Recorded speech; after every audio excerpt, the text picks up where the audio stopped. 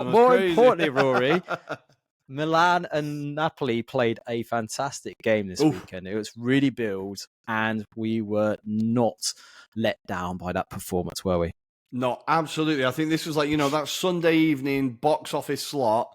And from the first whistle, 3 minutes in, unbelievable start to the game. Like, really quick-paced game, played at breakneck speed from the first minute. Absolutely loved that. I want to kind of go before the starter whistle went, though, really. And I think it's kind of with with Napoli's team selection. Now, obviously, their hand was forced a little bit with the defensive issues, Buongiorno missing, etc. But when I looked at that defense of Gutierrez, Juan Jesus, Marianucci, and Di Lorenzo, 2 of those defenders are making their debut, right? At the San Siro. And then you've got Juan Jesus, who we're not going to be too rude about. And then the captain, Di Lorenzo, right? So Di Lorenzo is the only one who's really got any solid experience in that lineup. Yeah. I think you could tell that from the very first minute. And Milan also did a really good job of exposing that defense. I felt quite bad for Marianucci at the beginning, because I think you could see he was quite nervous. He made a few little mistakes, especially when he kind of dives in to try and rescue the ball when Pulisic is running towards goal. He kind of stays on he goes down when he should stay on his feet. And I think it just kind of sums up the nerves that he was probably having. He was out on the right when he should have been nowhere near it. But I think having that at the beginning of the game and Milan being so quick to punish it really set the tone of the game, right? From there, you were like, right, game on. Napoli know they're in trouble here. Like, it really set the tone. Yeah, I think Allegri would have picked up on it very early doors as soon as the teams were announced. I think he would have purred his lips at that kind of line-up from a defensive point of view and said, there's a lot of fragilities in this. We've got to get into them. And I think that was a typical Allegri masterclass in terms of the way that they went about the business. They were quick on the counterattacks, but also when it came to the low blocks, they defended really astutely. And, actually they looked the most threatening, even though they had less of the possession, and that was very evident in the second half when they were down to 10 men as well in particular. But got to hand it to Milan in the way that they attacked them straight away. It really did kind of create a bit of shock for Napoli. I also feel that maybe when you look at how he set himself up, and this is Conte, I don't know if he actually protected that defensive line in that respect, because with that kind of inexperience, you want to maybe make it a bit tighter, because you know what you're going to get with a Milan kind of team under Allegri. You know that they're going to be combative. The best way you can kind of deal with it is allowing them to have more of the ball, because they don't really know how to deal with that situation. If you went for a low block and tried to counterattack them, just even for the first half, that makes it a much tighter game and gives that defense a bit more reassured kind of aspect of, right, we're growing into the game. It gives a bit more confidence. But as you allude to, in the fact that Gutierrez and Marianucci was their first ever game for Napoli, there's plenty of opportunities that Conte could have maybe, bled them into the squad. He didn't choose to do so. Obviously, it was probably an eye with the Champions League fixture as well, to be fair, because with Sam Bukema as well being 50-50, I believe, is the situation there. It's always going to be really tough. But yeah, I feel that was the issue for Conte. And I kind of feel that maybe addressed that in the second half. There's a little bit more fight, certainly from a Napoli perspective. Because don't get me wrong, Napoli did attack with some intent in that first half, but just couldn't really carve out those opportunities. And I think that was how well Milan were marshalled, even from a defensive point of view. They were so strong. There's some good performances across the pitch from a Milan perspective. And we'll be purring about the older heads within this squad, in particular Modric, because what a game that was. Absolute masterclass from him. Well, we knew that when he was coming into the league, we were like, we know that this is a league that he could definitely thrive in, right? Yeah. Like, this is the uncle's league. Old players turn up and they tend to run it a little bit. But seeing his ability to still get around the pitch, like, it sounds so patronizing, but like to still get around the pitch, his ability to run games completely, just like dictate games, his passing is still always just outstanding. But even being able to break up play and intercept as well, and like, he's just doing everything, just playing even maybe a little bit deeper than he would have when he was at his peak at Real, but just dropping a little bit deeper and just kind of observing and making sure everything keeps moving, everything's going. It's just a real pleasure to watch him in the league and a real pleasure to see that he's doing so well. What you don't want is for him to turn up and just look every day of his age, if you know what I mean, and for him to be such a key player for Milan already. And like that kind of uncle off between him and Kevin De Bruyne, kind of obviously the narrative changed towards the end of the game, but it's quite interesting to see, right? I think clearly Modric sees himself in this team as well as a bit of a leader, and all the players obviously have so much respect for him and are so like, you can see how they interact with him after the final whistle when they're playing, that they're just delighted to have him there and for him to be in the team. I think come the end of the season, if this continues, we could be looking at Modric on a free as one of the, like, arguably the best signing of the season if this continues the way it's going.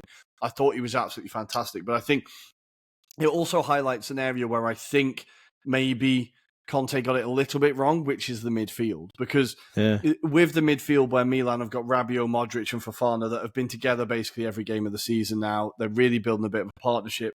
I worry if Lobotka is enough on his own in that midfield, really, in the defensive aspect, to really kind of stem that tide. And I think, obviously, De Bruyne and McTominay are very much given the license to go forward, be like kind of form that three or like and really go. And Greece's box to box, but even he now is kind of basically, he had some of the best chances in the game for Napoli from like headers and stuff.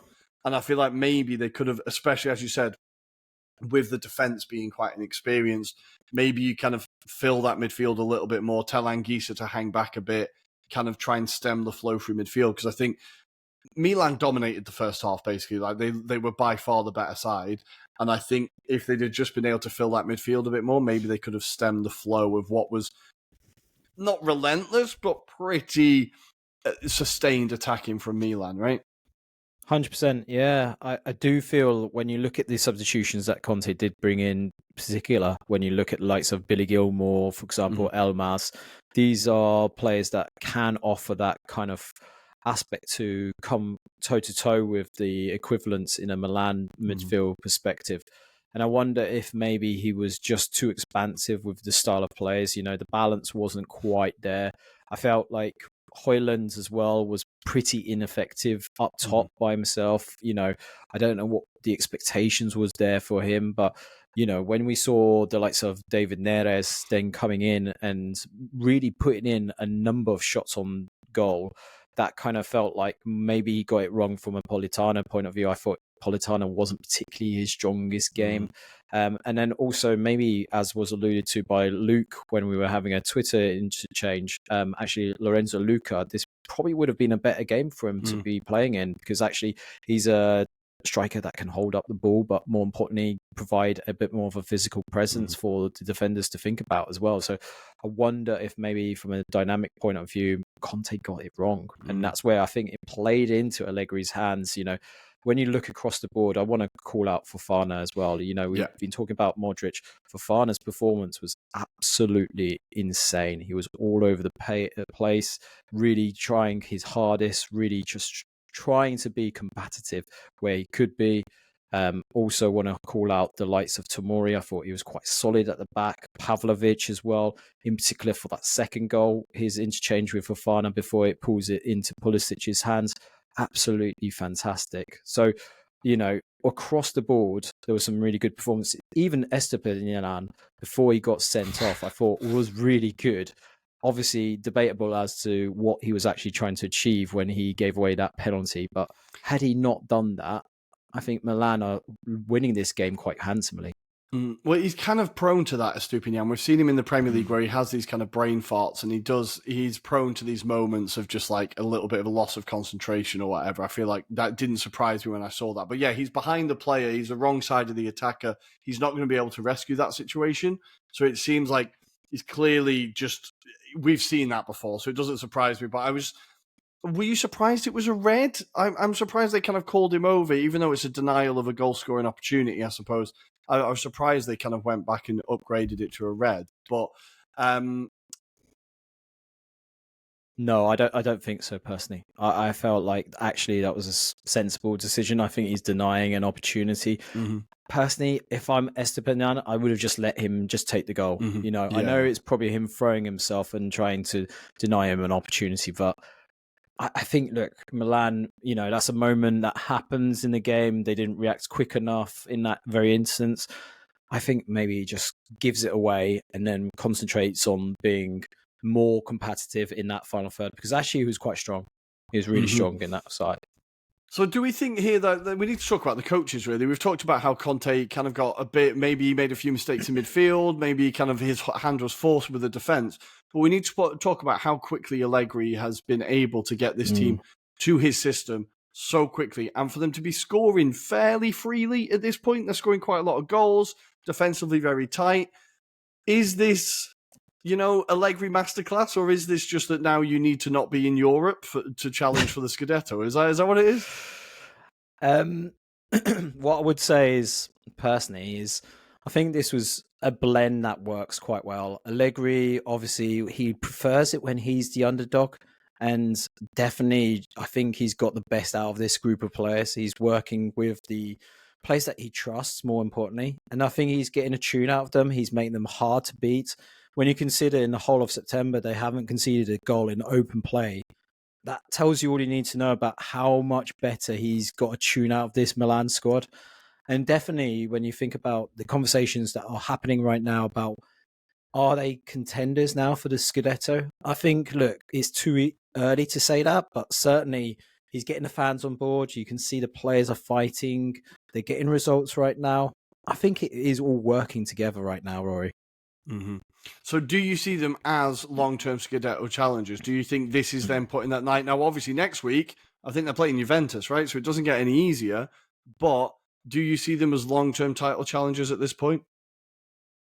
I think it's too early to say. I think it needs to be a case of that they have to go through a period up till November. If they're still up there in that mix by November, then we can maybe re-examine this kind of piece, because right now I feel like they're benefiting from the fact that they're not having to do the European ties at the moment.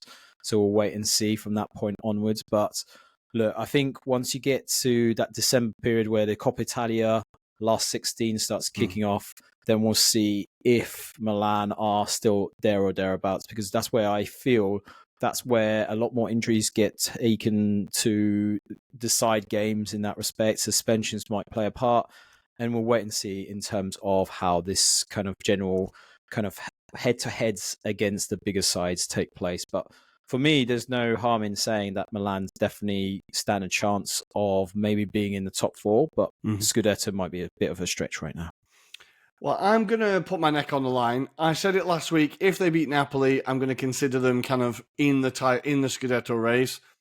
I'm going to stick with that, but I'm going to give one caveat. If they beat Juve next week in Turin, then they are definitely in the Scudetto race. I think that is going to be the next big test for them.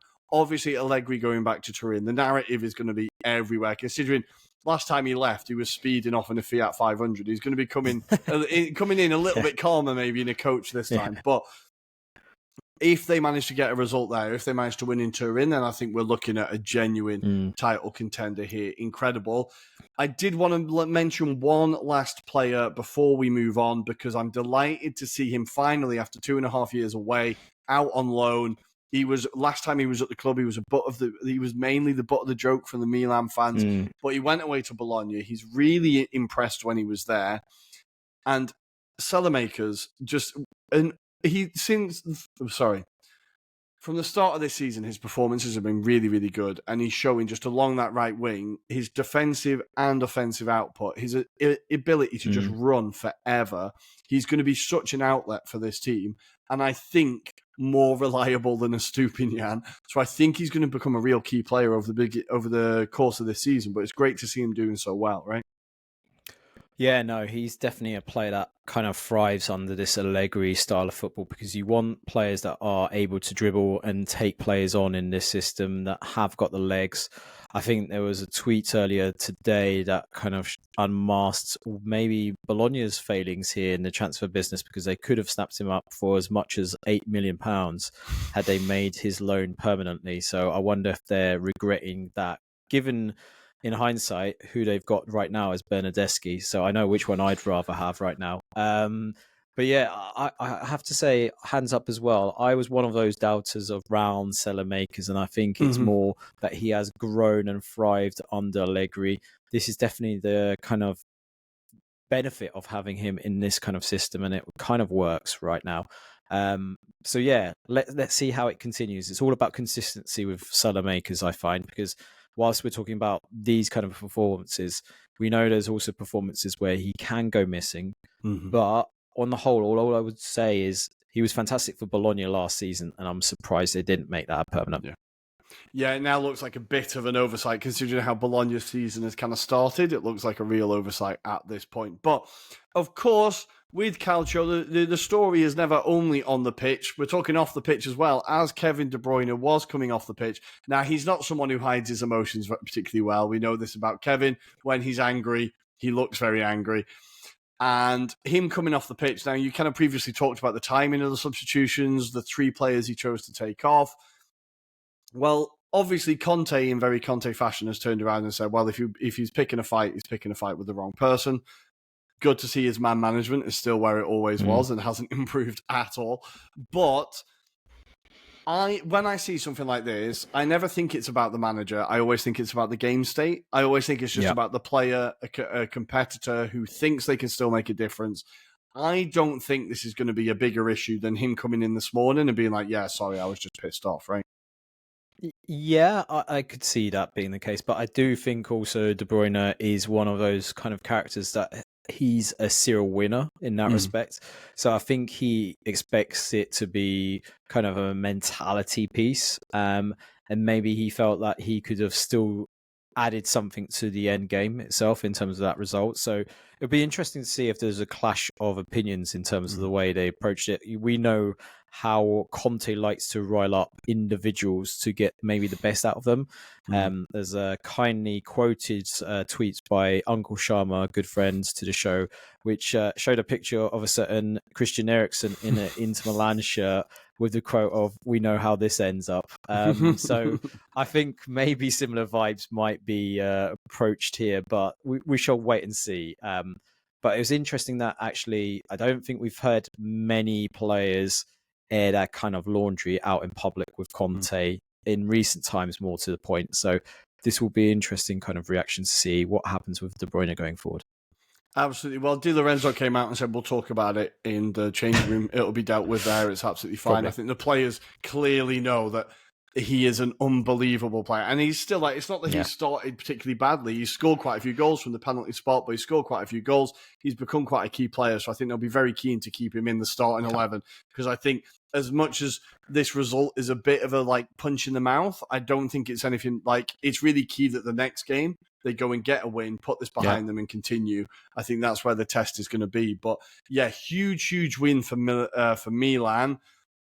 An unexpected Scudetto race could be on the cards. Fascinating. The way them and Inter have kind of switched so quickly is quite crazy. But Inter are turning it around as well. They are turning it around as well. But let's leave that game there for